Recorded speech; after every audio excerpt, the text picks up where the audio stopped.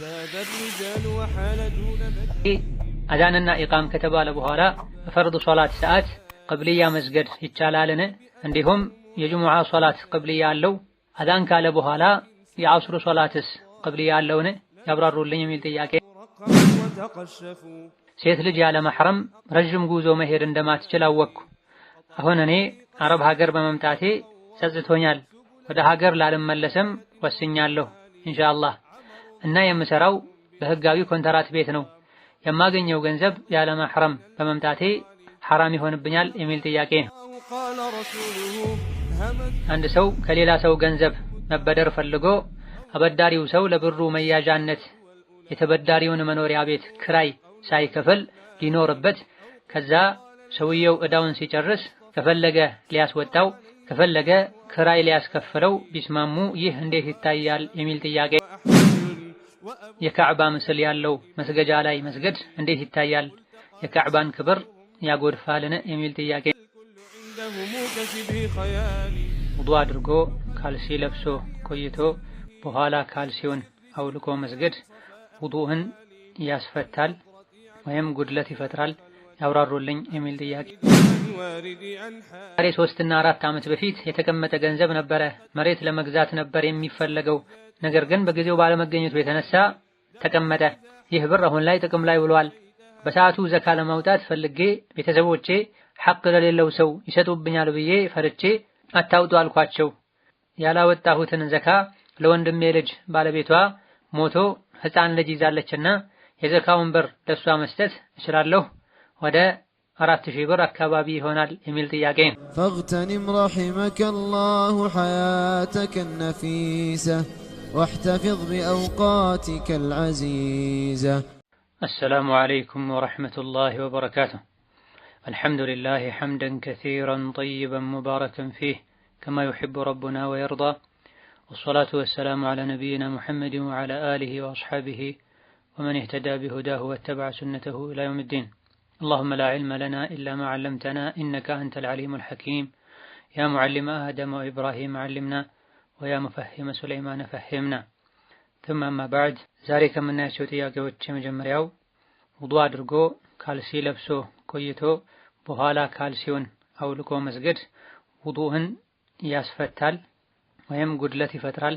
ያብራሩልኝ የሚል ጥያቄ። አላህ ተባረከ ወተዓላ ዲነል እስላምን ሲደነግገው ገርና የራህመት ዲን አድርጎ ደንግጎታል። ሰዎችን ከአቅማቸው በላይ የሆነን ነገር አያዝም፣ አያስገደድም። የእስላምን ገርነት የሰዎችን አቅምና ሁኔታ ባገናዘበ መልኩ የተደነገገ ዲን መሆኑን ከሚያሳዩ ነገሮች መሃል አንዱ እግር በኹፍ በካልሲና መሰል ነገሮች ከተሸፈነ መስፈርቱን ካሟላ አውልቆ ለማጠብ ሳንገደድ እግርን በማጠብ ፋንታ ማበስ ይበልጥ አስፈላጊ የሚሆንባቸው አጋጣሚዎች ይኖራሉ። ብርድና ቅዝቃዜ በሚኖርበት ወቅት ላይ ሙሳፊር ወይ መንገደኛ በሚኮንበትም ጊዜ ከተለያዩ ሁኔታዎች አንፃር ኹፍን ማውለቅ ካልሲን ማውለቅ አስቸጋሪ ሊሆን ይችላል። በእነዚህ ሁኔታዎች ላይ ኹፍ ላይ ማበስን አላህ ተባረከ ወተዓላ ፈቅዷል። ነብዩ ሰለላሁ ዐለይሂ ወሰለም በበርካታ ሐዲሶቻቸው ኹፍ ላይ ማበስ እንደሚቻል ተናግረዋል፣ ሰርተውም መሳይተዋል። ሐሰኑል በስሪ ረሂመሁላህ ተዓላ ኹፍ ላይ ማበስ እንደሚቻል 70 የሚደርሱ ሰሐቦች ሐዲስ አስተላልፈዋል ብለዋል። ነቢ ራሳቸውም አድርገውታል። ኹፍ ማለት እግር የሚሸፍን ከቆዳ የሚሰራ እንደ ካልሲ ያለ ነገር ነው። ከዑለሞች አስተያየት ራጂሑ ካልሲዎችም ላይ ጭምር ማበስ ይቻላል። እጅግ በጣም ስስ ሆኖ የሰውነት አካልን አሻግሮ እስካላሳየና ቀዳዳዎች እስካልበዙበት ድረስ። እነዚህ ነገሮችን እንደ ሸርጡ ማስቀመጡም ላይ ኺላፍ እንዳለ ሆነው ማለት ነው። በእስላም ጸጋ በእስላም ገርነት ልንደሰት ይገባናል። ነገር ግን ኹፍ ላይ የማበስን ህግጋቶችን ልናውቅ ይገባናል። ሰው ኹፉ ላይ ካልሲው ላይ ሲያብስ ስላየን ብቻ ማበስ አይቻልም። ከማበሳችን በፊት ውዱእ ያለን ኹፉን ካልሲውን አድርገን ከሆነ ነው ኋላ ላይ ውዱእ ስናደርግ እግራችንን አውልቀን ሳናጥብ እዛ ላይ ማበስ የምንችለው። ሀገር ውስጥ ለሚኖር ሰው 1 ቀን እስከነ ሌሊቱ፣ መንገደኛ ለሆነ ሰው 3 ቀን እስከነ ሌሊቱ ነው የሚቻለው። ከዛ ማለፍ የለበትም። እንደዚሁ ጧሃራ መሆን አለበት። በውዱእ ሰዓት መታጠብ ያለበትን የሰውነት ክፍል ቢያንስ እንኳን እስከ ቁርጭምጭሚት ሙሉ መሸፈን የሚችል መሆን አለበት። ከቁርጭምጭሚት ዝቅ ካለ እሱ ላይ ማበስ አይቻልም። ጥያቄውን በተመለከተ ኹፍ ላይ የሚያብስ ሰው ውዱእ ከፈታ በኋላ ኹፉ ላይ አብሶ ከዛ በኋላ ኹፉን ቢያወልቀው ውዱእ ይፈርሳል። ኢማሙ ሻፊዒን በቀዲሙ ቀውላቸው ኢማም አሕመድን ተከታዮቻቸውን ጨምሮ የበርካታ ዑለሞች አቋም ካልሲው ኹፉ ከወለቀ ውዱእ ይበላሻል ነው የሚሉት። የተወሰኑ ምንም ችግር የለውም አያበላሽም፣ ተመልሶ እግሩን ማጠብም አይወጅበትም የሚል አቋም ያላቸው አሉ። ነገር ግን በላጭና ተመራጩ ውዱ በሚያደርግበት ጊዜ ሳይሰግድ በፊት ያበሰበትን ኹፍ ካወለቀው ውዱ ይፈርሳል። هذا الراجح። ነገር ግን ያበሰበትን ካልሲ ወይም ኹፍ ያወለቀው ወዲያውኑ ውዱን አጠናቆ ወደ ሶላት እየሄደ ሳለ ከሆነ መሃል ላይ ሰፊ ክፍተት ካልነበረ ተመልሶ እግሩን ብቻ ነው ማጠብ የሚጠበቅበት። ውዱን ካደረገ ከረጅም ጊዜ በኋላ ከሆነ ካልሲውን ያወለቀው ሙሉ ውዱን መድገም ይጠበቅበታል። ሌላኛው ጥያቄ የካዕባ ምስል ያለው መስገጃ ላይ መስገድ እንዴት ይታያል? የካዕባን ክብር ያጎድፋልን? የሚል ጥያቄ ነው። የሶላት አስኳሉና መንፈሱ ኹሹዕ ነው። በሶላት ሰዓት ልብን መሰብሰብ ነው። ሐሳብን ከሚሰርቅ ነገር መራቅ ነው። ሐሳብ ከሚሰርቁ ነገሮች መሃል አንዱ ፊት ለፊታችን የምንሰግድበት መስገጃ ነው። ስለዚህ መስገጃዎች ሐሳብ የሚሰርቅ ነገር የሌላቸው ከስዕልና ከመሰል ነገሮች የጠሩ መሆን አለባቸው። ይህ እንዳለ ሆኖ በመሰረቱ ህይወት የሌላቸው ነገሮች ስዕል፣ ለምሳሌ እንደ ዛፎች፣ ጉዝ ነገሮች ፎቶአቸውን ምስላቸውን መስራትም ይሁን መጠቀሙ ችግር የለውም። የካዕባ ምስልም እዚህ ውስጥ የሚካተት ነው። ማንሳቱም ይሁን መጠቀሙ የሚከለከለው ሩህ ያለው ህይወት ያላቸው ነገሮችን ምስል በያዘ መስገጃ ላይ መስገድ ይከለከላል። ህይወት ያላቸው ነገሮችን ምስል የያዘ ልብስ ለብሶ መስገድም በዘመናችን በተለይ በስፋት የሚታይ ስህተት ነው። የካዕባ ምስል ያለበት መስገጃ ላይ መስገዱ ሶላቱን አያበላሽም፣ ችግር የለም። ነገር ግን ሐሳብ የሚሰርቅ ኹሹዕ እንድናጣ የሚያደርጉ ነገሮችን ልንርቅ ይገባናል። በመሆኑም በርካታ የዲን ሊቃውንት መስጂድና መስገጃዎች ላይ ጌጣጌጥ መኖር፣ ጌጣጌጥ ማድረግን አውግዘዋል። ይሄ የሆነው በዋነኝነት ከዒባዳ የሚፈልገው የልብ መሰብሰብ ነውና ይሄን ስለሚጻረር ነው። በሶላት አጅር የሚገኘው ልባችን ሶላቱ ላይ ከኛ በሆነበት ልክ ነው። ለዚህም ነው አንድ ሰው ሶላት ውስጥ ገብቶ ግማሹን፣ 1/4ኛውን፣ 1/5ኛ፣ 1/6ኛ፣ 1/8ኛውን የሚያገኛል፣ ምንም የማያገኝ ሰው አለ ተብሏል። ስለዚህ ምስሎችና ቅርጻ ቅርጾች ሐሳብ ሰርቀው ሶላታችን ኹሹዕ እንዳይኖረው አድርገው የሶላቱን አጅር ስለሚቀንሱ የምንሰግድበት ቦታና የምንሰግድበት መስገጃ ምንጣፍ የተለያዩ ቀለሞችና ቅርጻ ቅርጾች ያሉት ሊሆን አይገባውም።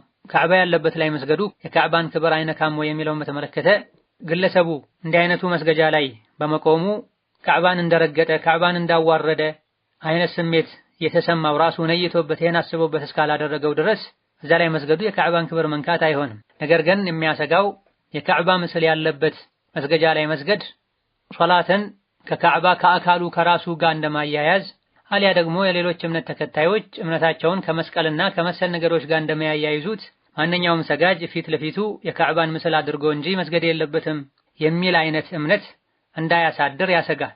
ለዚህም ነው ብዙ ሰዎች እንደዚህ አይነት ምንጣፎች ላይ በሚሰግዱበት ጊዜ የካዕባው አቀማመጥ አቋቋሙ ወደ ቂብላ ዞሮ እንዲሆን ይፈልጋሉ። እንደ ግዴታም ያዩታል። ባለማወቅ ወይም በመሳሳት እንኳ ተገልብጦ ከቂብላ ተቃራኒ በሆነ መልኩ ቢነጠፍ እንዴት ብለው የሚቃወሙ ሰዎች አሉ። የራሳቸው ያልሆነውን እንኳ ምንጣፍ አስለቅቀው ወደ ቂብላ የሚያዞሩበት ሁኔታ አለ። ቂብላው ጨርቁ ላይ ባለው ካዕባ መሰረት የሚመስላቸው ማለት። ይህ አይነቱ እምነት ሶላትን ከካዕባ ስዕል ጋር እንዳያያይዘው የካዕባ ምልክት ያለበት ሶላት ላይ ሲሰግዱ ኹሹዕ ይጨምራል። የካዕባ ምስል የሌለበት ሲሆን ደግሞ ኹሹዕ አይኖርም። አሊያ ደግሞ ገልብጦ ማንጠፍ አይቻልም የሚሉ አይነት እምነቶች እንዳይኖሩ መስገጃዎችን ከእንዲህ አይነቱ ነገር ነፃ ማድረጉ የተሻለ ነው። አንድ ሐሳብ ስለሚሰርቅ፣ በአንደኛ ደረጃ ሐሳብ ስለሚሰርቅ፣ እንደዚሁ ደግሞ እንዲህ አይነቱን የተሳሳተ አመለካከትና እምነትንም ሊያስከትል ስለሚችል ነፃ ቢሆን የተሻለ ነው። ሌላኛው ጥያቄ አዛንና ኢቃም ከተባለ በኋላ በፈርድ ሶላት ሰዓት ቅብልያ መስገድ ይቻላልን? እንዲሁም የጁሙዓ ሶላት ቅብልያ አለው? አዛን ካለ በኋላ የዐስር ሶላትስ ቅብልያ አለውን? ያብራሩልኝ የሚል ጥያቄ። የምንሰግደው መስጂድ ውስጥ ከሆነና መስጂድ ኢቃም ከተባለ ከፈርድ ውጪ ሌላ ሶላት መስገድ መጀመር አይቻልም። ሱና ሶላት ተጀምሮ እንኳ ቢሆን ሳንጨርስ ወይም ወደ ሁለተኛው ረክዓ ሳንገባ በፊት ኢቃም ካለ አቋርጦ ወደ ፈርዱ መሄድ ግዴታ ነው። ኢቃም ከተባለ በኋላ ከፈርዱ ሶላት ውጪ ሌላ ሶላት የለም ተብሏል በሐዲስ። ቀድሞ ሱና ጀምሮ የነበረ ሰው ገና እንደጀመረ ከሆነ ኢቃም የተባለው አቋርጦ ወደ ፈርዱ መግባት አለበት። አጋምሶ ከነበረ አንደኛውን ረክዓ ጨርሶ ወደ ሁለተኛው ረክዓ ከቆመ በኋላ ከሆነ ፈጥኖ አጠናቆት ወደ ፈርዱ መሄድ ይችላል። ራጂሑና የተመረጠው ይሄ ነው። በየትኛው ሁኔታ ላይ ማቋረጥ አለበት የሚል አቋም እንዳለ ሆኖ ነገር ግን መስጂድ ሄዶ የማይሰግድ ሰው ሴቶች ምንጊዜም ጀማዓ አይወጅብባቸውም። ወንድ ዑድር ኖሮት ቤት ከሰገደ መስጂድ ኢቃም ከተባለ በኋላ እንኳ ቢሆን የግሉን ሶላት ቤት ውስጥ ሱና አስቀድሞ መስገድ ይችላል። የጁሙዓን ቅብልያ በተመለከተ ጁሙዓ ሶላት ከፈርዱ ከራሱ ጋር ተያይዞ የሚሰገድ የቀብልያ ሱና የለውም። ምክንያቱም ነቢያችን ሰለላሁ ዐለይሂ ወሰለም በእሳቸው ዘመን ለጁሙዓ አዳን ይደረግ የነበረው አንድ አዳን ብቻ ነው። እሳቸው ሚንበር ላይ ወጥተው ቢላል አዳን ይላሉ። ነብዩ ኹጥባቸውን እንደጨረሱ ኢቃም ይባላል፣ ሶላት ይሰገዳል። ነብዩ ሚንበር ላይ ቆመው አዳን ተብሎ አዳኑ እንዳለቀ ሰዎች ተነስተው ቂብላ ይሰግዱ ነበር አይባል። ይህ ከተባለ ወይም ነብዩ ሰለላሁ ዐለይሂ ወሰለም እነሱ እስኪጨርሱ ሚንበር ላይ ሆነው ይጠብቃሉ ወይም ወርደው ይሰግዳሉ።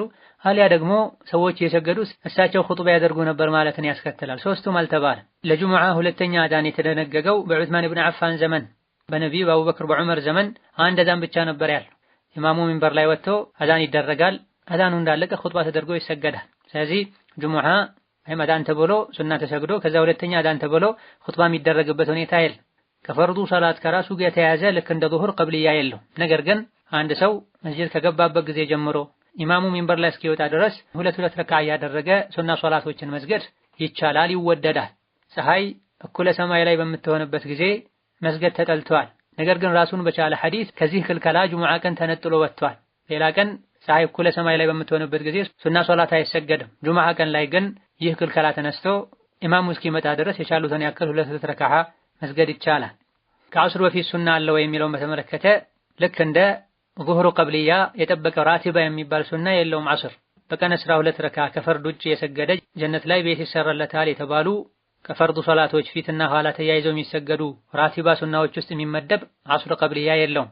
ልክ እንደ ሱብሒ ቀብልያ፣ ልክ እንደ ዙሁር ቀብልያ ማለት ነው። ከዛሊክ ባዕድያም የለውም እንደ ዒሻ፣ እንደ መግሪብ፣ እንደ ዙሁር ከዛሊክ። ነገር ግን ከዐስር በፊት ሱና ቢሰገድ ችግር የለውም ከሁለት ነገሮች አንፃር። አንደኛ በአዳንና በኢቃም መሃል ሶላት አለ ብለዋል። የትኛውም ሶላት አዳን ከተባለለት በኋላ ኢቃም እስኪባል ባለው ጊዜ ሱና መስገድ ይቻላል ማለት ነው። ይህ አጠቃላይ የሆነ ፍቃድና መመሪያ ነው። ቀብልያ ያላቸውም ይሁን የሌላቸው ፈርዱ ሶላቶች በዚህ ሐዲስ መሰረት ከፊታቸው ሱና መስገድ እንደሚቻል የሚያሳይ ነው። በሌላ በኩል ደግሞ ነቢያችን ሰለላሁ ዐለይሂ ወሰለም ከዐስር በፊት 4 ረካ የሰገደ አላህ ይዘንለት ብለዋል። ይህ ሐዲስ ሷሂህ ነው፣ ضعيف ኺላፍ አለበት። ራጂሑ ሐዲሱን በርካታ የሐዲስ አዋቂዎች ሐሰን ሷሂህ እንደሆነ ተናግረዋል።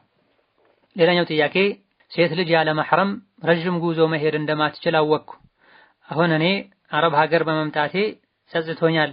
ወደ ሀገር ላልመለስም ወስኛለሁ ኢንሻአላህ እና የምሰራው በህጋዊ ኮንትራት ቤት ነው። የማገኘው ገንዘብ ያለ መሕረም በመምጣቴ ሐራም ይሆንብኛል የሚል ጥያቄ ነው። ሴት ልጅ ያለ መሕረም መጓዝ እንደማትችል ነቢያችን ሰለላሁ ዐለይሂ ወሰለም በበርካታ ሷሂህ ሐዲሶች ተናግረዋል። በአላህና በመጨረሻው ቀን የምታምን ሴት ያለ መሕረም አትጓዝ ብለዋል፣ በርቀት በምንም ሳይገድቡት። ሌሎች ሐዲሶች ላይ የአንድ ቀን ጉዞ፣ የሁለት ቀን ጉዞ፣ የአንድ ቀን ከሌሊት ጉዞ፣ የሶስት ቀን ጉዞ፣ አንድ በሪድ ሁሉ ብለው የገደቡበት ሁኔታ አለ። ሌላ ደግሞ በአብዱላህ ብን አባስ ሷሂህ በሆነ ሐዲስ በአላህና በመጨረሻው ቀን የምታምን ሴት ያለ መሕረም አትጓዝ ብለዋል፣ ርቀቱን ሳይገድቡት። ስለዚህ ሐዲሶችን ሁሉንም አንድ ላይ አጣምረን ስንረዳቸው በተለምዶ ጉዞ ሊባል የሚችልን ርቀት ሴት ልጅ ያለ መሕረም መሄድ የለባትም። 3 ቀን የተባለው 2 ቀን የተባለው 1 ቀን እስከ ሌሊቱ የተባለው እንደ ጠያቂዎች ነው። ለምሳሌ አንዱ ጠያቂ እኔ የ2 ቀን ጉዞ ርቀቱ 2 ቀን የሚያስኬድ መንገድ ልሄድ ነው ሲል፣ ሌላኛው 1 ቀን፣ ሌላኛው 1 ቀን ከሌሊት፣ 1 ቀን እስከ ሌሊቱ፣ አንዱ 2 ቀን ያለበት አጋጣሚ አለ። ለሁሉም እንደራሱ የግል መልስ ነው የተሰጠው። አንድም በሪድ እንኳ ሴት ልጅ ያለ መሕረም መጓዝ እንደሌለባት ተናግረዋል። ኢማሙ ነወዊ የሐዲስ ሹራሖች ከነዚህ ሐዲሶች በጥቅሉ የምንረዳው ሴት ልጅ ያለ መሕረም በተለምዶ ጉዞ የሚባልን ርቀት መሄድ እንደሌለባት ነው ብለዋልና በባቡርም ይሁን በአየርም ይሁን ከሰው ጋርም ይሁን ለብቻዋ ሴት ልጅ ከሷ ጋር መሕረሟ አባቷ፣ ወንድሟ፣ ባሏ፣ ልጇ፣ አጎቷ መሰል የሆኑ እሷን በቋሚነት መቼም ማግባት የማይችሉ መሕረሞች የስጋ ወይም የጡት ዘመዶች እስከሌሉ ድረስ መጓዝ የለባትም፣ ሐራም ነው፣ ወንጀል። ሆኖም ባለማወቅ ይሄን ያደረገ ሰው ከጸጸተና ፍቶበተ አላህ መሐሪ ነው። ገንዘቡን በተመለከተ ከተካሄደ በኋላ የሚሰራው ስራ ሐላል እስከሆነ ድረስ ገንዘቡም ሐላል። የመሄዱ ወንጀል ሌላ ራሱን የቻለ ነው። ከሄዱ በኋላ የሰሩት ስራ ሐላል ከሆነ ገንዘቡ ሐላል ይሆናል። ሄደው የሚሰሩት ስራ ወንጀል ከሆነ ያለ መሕረም ከመጓዙ ወንጀል በተጨማሪ በሐራም የሚያገኙት ገንዘብም አላህ ዘንድ የሚያስጠይቅ ይሆናል ካልተውበቱና ካላስተካከሉ በስተቀር። ስራው ግን ሐላል ከሆነ ችግር የለውም። ልክ እንደ ሐጅ ማለት ነው። ሴት ልጅ ያለ መሕረም ሐጅ መሄድ የለባትም ራጂሑ ከዑለሞች አስተያየት።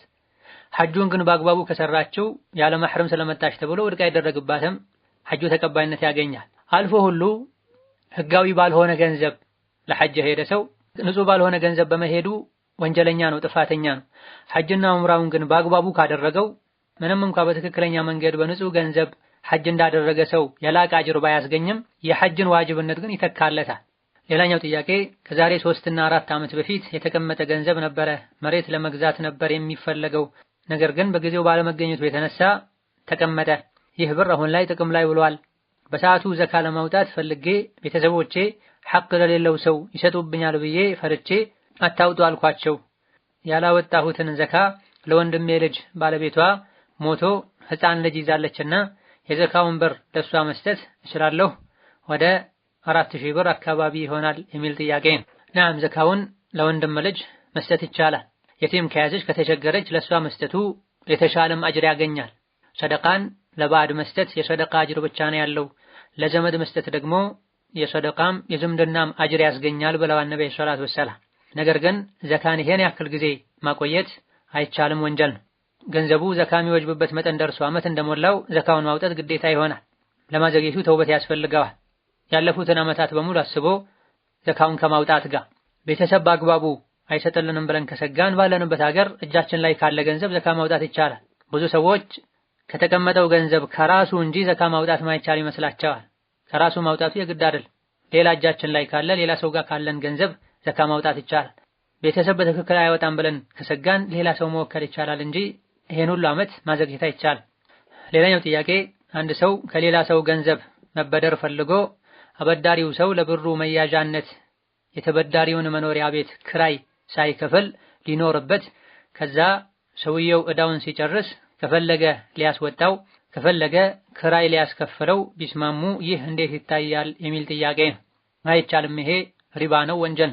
ምክንያቱም በብድር መልኩ ለተሰጠ ገንዘብ እንደ ዋስትና መያዣነት የተሰጠን የተቀመጠን ንብረት መጠቀም ብድር በመስጠት ለራስ ጥቅም እንደማስገኘት ነው የሚቆጠረው።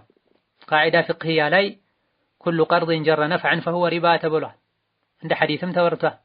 አበዳሪው እንዲጠቀም የሚያደርግ ብድር በሙሉ ሪባ ነው ተብሏል። አንዳንድ ሱራዎች ከዚህ ተነጥለው የወጡበት ሁኔታ ቢኖር ኢማም አሕመድ ረሒመሁላህ ተዓላ አክረሁ ቀርደ ዱር ወሁወ ሪባ አልመሕድ ብለዋል። አንድ ሰው ተበድሮ የተበደረውን አካል ቤት መጠቀምን እጠላዋለሁ፣ ይህ ጥርት ያለ ሪባ ነው ብለዋል ረሒመሁላህ ተዓላ። ብድር ራሱን የቻለ ህግጋትና ስነ ስርዓቶች አሉት። ካበደረን ለአላህ ብለን ነው ልናበድር የሚገባን። በገንዘቡ መጠቀም ከፈለግንም ለትርፍና ለከሳራው አብረን ኃላፊነት ወስደን በገንዘቡ ተጠቀምበት፣ ትርፉን ለጋራ እንጠቀማለን፣ ከከሰረም ከሰረ ብሎ መስጠት ነው መጠቀም ከፈለጉ። አማ መመለሱ ለማይቀር ነገር በብድር ስም ተሰጥቶ ከዛ በኋላ ጨምሮ እንዲመልስልን ማድረግ፣ አሊያ ደግሞ ብድር ሰጠሃለሁ ነገር ግን አንተ እንዲህ አይነት ዕቃህን ከሰጠኸኝ ብሎ ሸርጥ ማስቀመጥ ግልጽ ሪባ ይሆናል። እንደ ዋስትና እንደ መያዣነት የሚያገለግሉ ነገሮችን መጠቀም ችግር የለውም። አላህ ተባረከ ወተዓላ ፈሪሃኑን መቅቡዳ ብሏል። ለንብረታችን መተማመኛ ዋስትና የሚሆንን ነገር መያዣን መጠየቅ፣ የሰጠነውን ያክል ዋጋ ሊያወጣ የሚችልን ነገር መያዝ ወይም ማስያዝ ችግር የለውም። ነገር ግን ያበደረው አካል ቤቱን እንዲጠቀም ማድረግ ወይም መኪናውን እንዲጠቀም ማድረግ ግልጽ የሆነ ሪባ ነው። ካርታውን እንዲይዝ ማድረግ፣ አሊያ ደግሞ ከአበዳሪው ጋር ከተስማማ የተበዳሪው ቤት ላይ የኖረ በተለምዶ አበዳሪው ቤቱን እያከራየ የሚያገኘው ጥቅም የሚያገኘውን ዋጋ እየከፈለ መኖር ይችላል። ያውም ይሄ የሚያከራየው የተዘጋጀ ቤት ካለው ብር የማበደርህ ቤትህ ላይ እንድኖር ካደረክ ሌሎችን ተከራዮችን አውጥተህ እኔን ካስገባህ የሚል ሸርጥ ውስጥ ሳይገቡ ማለት ነው። ምናልባትም የሱ ቤት ለሱ የሚመች ስለሆነ ባያበድረው ላያገኘው ስለሚችል በሆነ መልኩ አስተያየት ተደርጎለት ከሆነ የሚገባው በዚህም ይከለከላል። ነገር ግን ነፃ የሆነ የሚያከራየው ቤት ካለው አሊያ ደግሞ ሌሎች ተከራዮች ሁላቸውን ከጨረሱ እዛ ቤት ላይ ገብቼ እኖራለሁ በየወሩ ክራይ ከፍልሃለሁ ብለው ከሆነ የተስማሙት ችግር የለም። ግልጽ በሆነ መልኩ በርካታ ፉቃሃዎች ገንዘብ የተበደረ ሰው በመያዣነት ከያዘው ዕቃ ምንም አይነት ለራሱ መጠቀም እንደማይችል በግልጽ ተናግረዋል። ከብድር ውጪ ባለ መንገድ ቢሆን ዕቃን በመያዣነት ይዞ የነበረው ባለ ዕቃው ከፈቀደ ከተስማሙ ችግር የለውም መጠቀም። ብድር ላይ ግን ከሆነ አበዳሪው እንዲጠቀም ስለሚያደርግ በመያዣነት የተቀመጠን ነገር መጠቀም ቤት ሊሆን ይችላል፣ መኪና ሊሆን ይችላል፣ ኢላ ገይሪ ዛሊክ ገንዘብ ያበደረው አካል ሊጠቀም አይገባውም። ካደረገም ሪባ ውስጥ ገብቷል። በመሆኑም እንዲህ አይነቱ ብድር ገና ካልተፈጸመ ንያን ማስተካከል ወይም ማስቀረት ነው። ሆኖ ተጠናቆ ከሆነ ደግሞ እስከዛሬ የኖረበትን ወይም ደግሞ ብሩን እስኪመልስ ድረስ የኖረበትን የቤት ክራይ መክፈል አለበት፣ ከዕዳው ላይ መቀነስ መቻል አለበት። ታላቁ የፍቅህ ኢማም ኢብኑ ቁዳማ ረሂመሁላህ ተዓላ አንድን ዕቃ እንደ መያዣነት እንዲያገለግል እሱ ጋር ያደረገ ሰው ልብስም ይሁን መጓጓዣም ይሁን ቤትም ይሁን የተጠቀመው ተገምቶ ከገንዘቡ ይቀነስ ካለው ገንዘብ ይቀነሳል ብላ በመያዣነት የተያዘው ዕቃ አገልግሎቱ ለባለቤቱ ለባለ ንብረቱ ነው የሚሆን። ሌሎች ከተጠቀሙበት ከሱ የተገኘውን ጥቅም አሊያ ደግሞ ተመጣጣኝ ሊሆን የሚችልን ዋጋ ገምቶ ካለው ብር ላይ ሊቀንስለትና ሊያስቀር ይገባዋል። ወለዳ ግድ ያሉ በብዙ መልኩ ሪባ ውስጥ የሚገቡ ሰዎች አሉ። ለዓመታት መሬት አስይዘው ብርም ወስደው መሬቱን የወሰደው አካል የዘራ እንዲጠቀም ያደርጉ ሰዎች አሉ። ቤትም እንደዚሁ አስይዘው ብሩን እስኪመልስ ድረስ ቤቱን በነፃ የሚጠቀሙ ሰዎች አሉ። ይሄ በዲን እስላም በጥብቅ የተከለከለ ሪባ ውስጥ የሚመደብ ተግባር ነውና ሙስሊም ከዚህ ራሱን ሊያጠራ ይገባዋል። ለአላህ ብሎ ማበደር ካልሆነ አልችልም ብሎ በሩን መዝጋት አሊያ ደግሞ ገንዘብ የሚያገኝበት በሸሪዓ ያልተከለከሉ ሌሎች መንገዶችን መጠቀም። ሌላኛው ጥያቄ እኔ ባለቤቴን ለብዙ ዓመት ኒቃብ መልበስ እንደምፈልግና ግዴታም እንደሆነ ጠየቅኩት። ጭራሽ ካሁን በኋላ ይሄን ጉዳይ እንዳታነሽብኝ ብዙ ኡስታዞች ጠይቄ ሱና ነው ብለውኛል አለ። ሱቅ እንዴት ትሰሪያለሽ ነው ምክንያቱ። እኔ ደግሞ ሱቅ መውጣት አልፈልግም፣ ልጆቼን ማሳደግ ነው የምፈልገው። ወንጀሉ የማን ነው? ኒቃብ ባለመልበሴና ሱቅ በመውጣቴ የሚል ጥያቄ ነው። ራጂሑና ትክክለኛው ከማስረጃ አንጻርም ጠንካራው ሙሐቂቅ ዑለሞችም የመረጡት ሴት ልጅ ፊቷን፣ እጇን፣ እግሮቿን ሙሉ መሸፈኗ ዋጅብና ግዴታ ነው። በተለይ ደግሞ ፈተና፣ የዲን ድክመት ባለበት ወቅትና ቦታ ላይ ፊትን መሸፈኑ ሱና እንጂ ዋጅብ አይደለም የሚሉ ዑለሞችም ጭምር ፊትን በመሸፈን እንጂ ፊትናን ማስቀረት መከላከል የማይቻል ከሆነ መሸፈኑ ግዴታ ነው የሚል አቋም አላቸው። እንደዚሁ ደግሞ የምትኳኳልና መዋቢያዎችን የምትጠቀም ከሆነ ሌላ ጊዜ ግዴታ ነው አይደለም የሚሉ ዑለሞች እንኳ ኩል ከተቀባች መሰል ነገሮች ፊቷ ላይ ካሉ መሸፈን ግዴታ ይሆንባታል ይላል። ተጨማሪ ዚና ጌጥ ስለሆነ አኩል ሐል የኒቃብ ጉዳይ ብዙ ጊዜ ኺላፍና ውዝግብ የሚነሳበት ጉዳይ ነው። አላህ ተባረከ ወተዓላ ቁርአን ላይ ወአን የስተዕፊፍነ ኸይሩን ለሁነ ብሏል። ሴቶች እድሜያቸው በጣም ከገፋ ቤት ከተቀመጡ ጋብቻ ማይፈለጉበት ደረጃ ላይ ከደረሱ የላይ ልብሳቸውን ቢቀንሱ ችግር የለውም። ነገር ግን ይሄንም ባይተውትና ቢቀጥሉበት መልካም ነው፣ ለነሱ የተሻለ ነው ብሏል። እድሜያቸው ገፍቶ እዚህ ደረጃ ከደረሱ የላይ ልብሳቸውን ቢቀንሱ ማለት ቀሚስን አባያን ቢተው ማለት አይደለም፣ ጅልባብን ንቃብን ቢተው ማለት ነው። እዚህ ደረጃውን ቢደርሱ በነበሩበት ቢቀጥሉ ጅልባቡን ንቃቡን ባይተውት ለነሱ የተሻለ ነው ብሏል።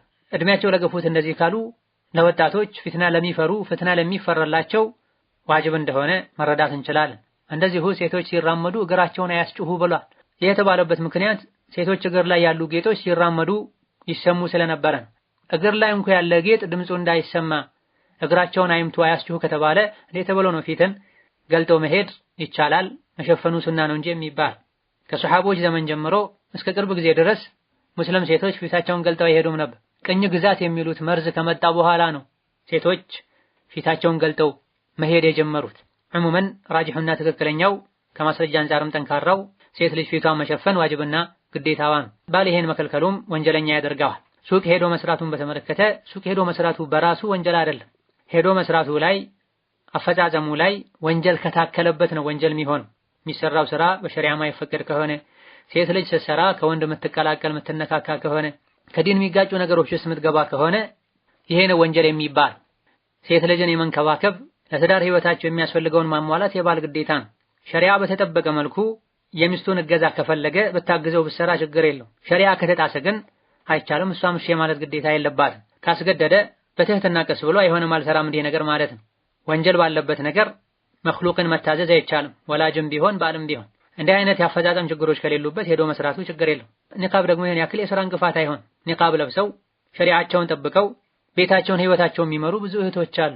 ነገር ግን መጀመሪያ ለጅልባብ ለኒቃብ ያለን አመለካከት ትክክለኛ ካልሆነ ለሥራ እንቅፋት ይሆናል፣ ለትምህርት እንቅፋት ይሆናል፣ ትዳር እንዳይመጣልኝ ያደርጋል እያሉ የሚፈጥሯቸው ተልካሻ ምክንያቶች አሉ። ሒጃብ ራሱን የቻለ ግዴታ ነው። ሒጃብን ለማድረግ መንገዶችን ማመቻቸት እንጂ ያለብን ከሒጃብ ለመሸሽ ምክንያቶችን መደርደር የለብን። ሴት ልጅ በመሰረቱ ቤት ነው መቀመጥ ያለባት። መውጣቷ ለሷም ለትዳሯም ለዲኗም ጥሩ አይደል። ለመውጣት ግን ከተገደደች ወይም አስፈላጊ ሆኖ ከተገኘ መሟላት ካለበት መስፈርት አንዱ ሒጃብ ማድረግ አለበት። ፊቷን ገልጣ በተለይ ወንድ የሚመጣበት ሐያ አደብ የሌለው ወንድ የሚገበያይበት ቦታ ላይ እንዴት ብሎ ነው አቅል ያለው ገይራ ሚስቱ ላይ የሚቀና ወንድ እዛ እንድትቀመጥ የሚያደርገው? ብዙ ጊዜ ትዳሮች እንዲፈርሱ ሰላም እንዲያጡ ከሚያደርጉ ነገሮች አንዱ ሴት ልጅ ውጪ ወጣ እንድትውል ከተለያየ አይነት ወንድ ጋር እንድትገናኝ መፍቀድ ነው። ስለዚህ ወይም ቤት እንድትቀመጥ ማድረግ ካልሆነ ደግሞ ሙሉ ሒጃቧን እንድታደርግ መፍቀድ ነው ያለበት። ሸሪዓ የገባው ቅናት ውስጡ ላይ ያለ ወንድ መልካሙ የሚደገፈው ቅናት ሒጃብ ማድረግ ሴት ልጅን ያስከብራታል። ሒጃብ ካላደረገች ኃላፊ አግዳሚ በሙሉ ከሷ ጋር እየቀለደ እየተጫወተ መገበያየት ነው የሚፈልገው። ሌላኛው ጥያቄ ባለቤቴ ጋር ከመጋባታችን በፊት በመንግስት የተመራው መሬት ነበረው።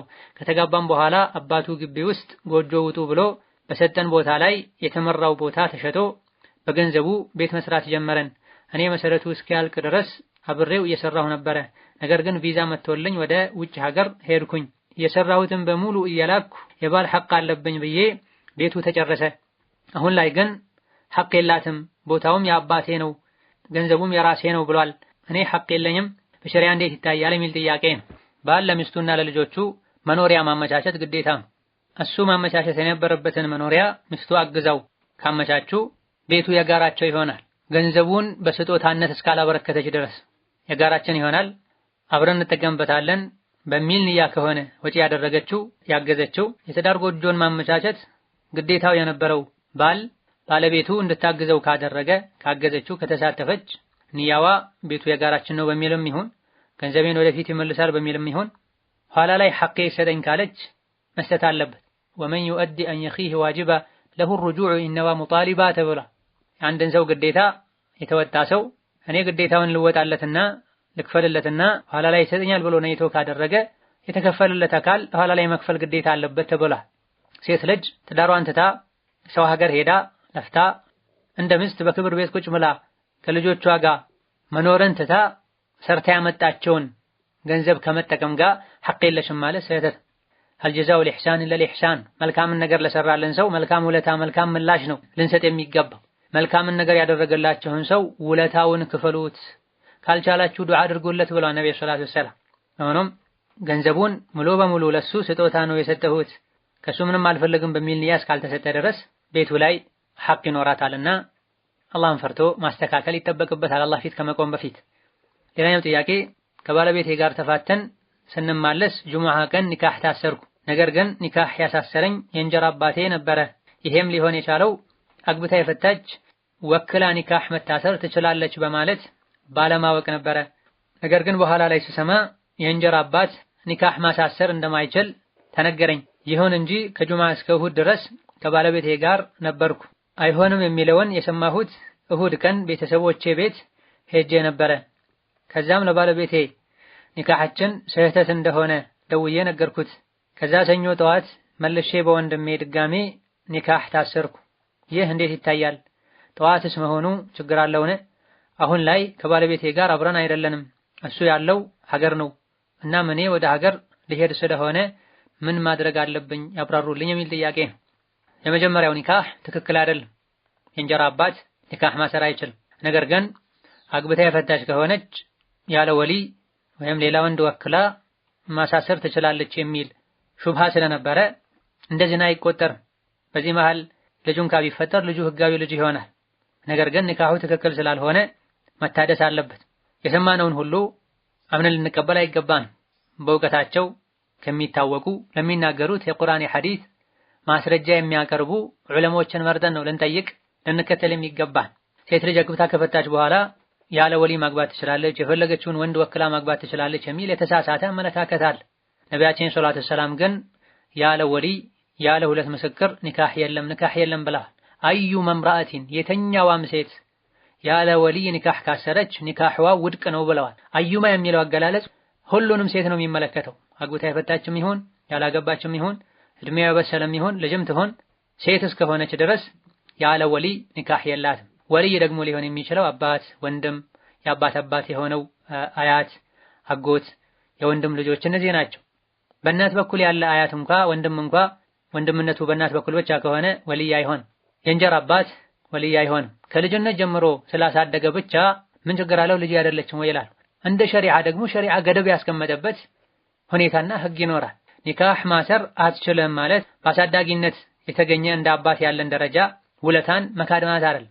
ለምን እንዲህ ይባላል ብለው ዝምድና እንደመቁረጥ ውለታን እንደመካድ የሚቆጥሩ ከዲን ጋር ሁሉ የሚጋጭ ንግግር የሚናገሯል። ይሄ ምን አይነት ሃይማኖት ነው ምን አይነት እምነት ነው የሚሉ ሰዎች አሉ። አባት ሳይሆን ወንድም ሳይሆን ኒካህ ለማሰር የሚያበቃ ዝምድና ሳይኖረው ስላሳደገው ብቻ ዲንን ሸሪዓን በአቅላችን በስሜታችን ሳይሆን በቁርአን በሐዲሱ ተረተን ልንተገብረው ይገባናል። ብንወድም ብንጠላም የዲንን ህግጋት ሰሚዕና ወአጣዕና ሰምተናል ታዘናል ማረን ጌታችን ልንል ይገባናል እንጂ ለአቅላችን ያልገጠሙ ስሜታችንን የነኩ የመሰለን ህግጋትን ጠላን ማለት ሸሪዓን ጠላን ማለት ነው። ደግሞ ትልቅ አደጋ ነው።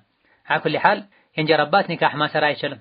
የመጀመሪያው የእንጀራ አባት ያሰረው ኒካህ ሴት ልጅ አግብታ ከፈታች በኋላ ያለ ወሊ ማግባት ትችላለች በሚል ሹብሃ መሰረት ስለሆነ የታሰረው ዝም ብላ ከወንድ ጋር ሄዳ እንደተኛች ሴት ዝሙት ነው አይባልም።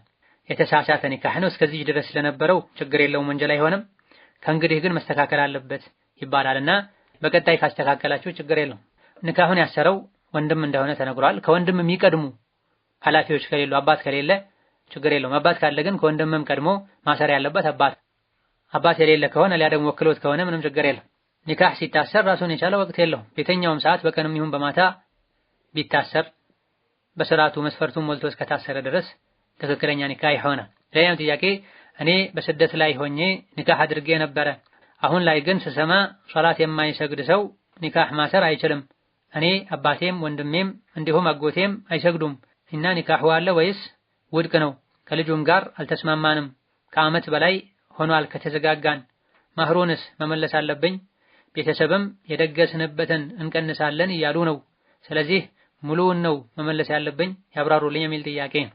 ሶላትን ሙሉ በሙሉ መተው ክፍር ነው፣ ከእስልምና ያወጣል። ነቢያችን ሰለላሁ ዐለይሂ ወሰለም መን ተረከ ሶላተ ሙተዓሚደን ፈቀድ ከፈር ብላ ሆን ብሎ ሶላትን የተወ ከፍሯል ከእስላም ወጥቷል ብላ።